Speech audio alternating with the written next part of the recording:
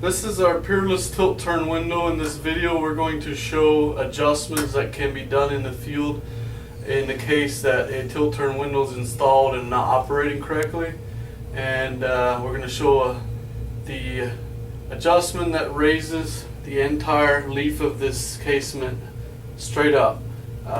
What you will want to do is on the tilt turn function, if this function is working correctly, and many times it will, make sure that function is working properly, and then you bring the handle all the way to it's pointing straight up, and then you have the casement option.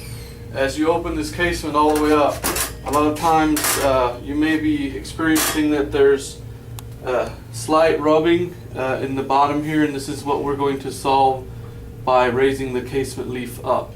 So I will now show you the jack screw that performs this raising function. Open your casement leaf to an open position, and what you have is your bottom hinge. You'll see the two screws, or two pan head screws. These will need to be loosened about half a turn to one turn. Don't take them all the way out, just loosen them. They are slotted, so there's some movement possible in this area. Then with a 2.5 millimeter Allen wrench, there's this screw right on top that you'll see, and if you insert your Allen wrench and you turn this clockwise, a tightening motion, you will see that this entire vent begins to raise. As the screw is going down, it is pulling the entire vent upward, and you can go to however far you feel you need. I've went all the way. You may not need to go all the way. You may go half the way and find that that's enough. At that point, if you see the screws completely buried, you don't want to over tighten it, or you can break this bracket. So just tighten it hand tight, and then come back in and retighten these two pan head screws, making sure they're nice and firm, nice and snug.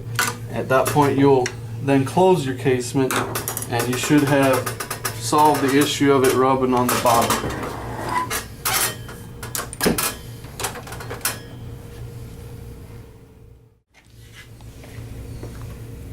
This video we're going to show the adjustment that is on top of a tilt turn window.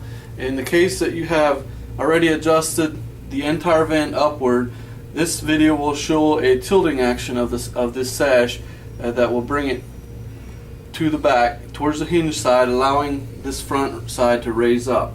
And if you open this casement to the casement position, your tilt turn window, open it to the casement position, and you see up on top you have this little adjustment screw, and I've relaxed this one to the far neutral position, but as you see, I will turn this.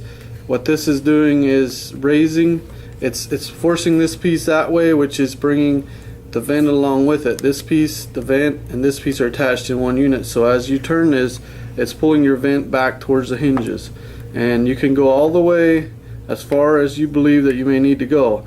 You want to be careful when you see this is maxing out and touching. Don't over tighten it, or you will break this pocket right here. So once it gets to that point, do not over tighten it. What that has now done, it has raised your vent on the top side back towards the hinges, away from the latches, and you should now be able to smoothly close your casement window and lock it.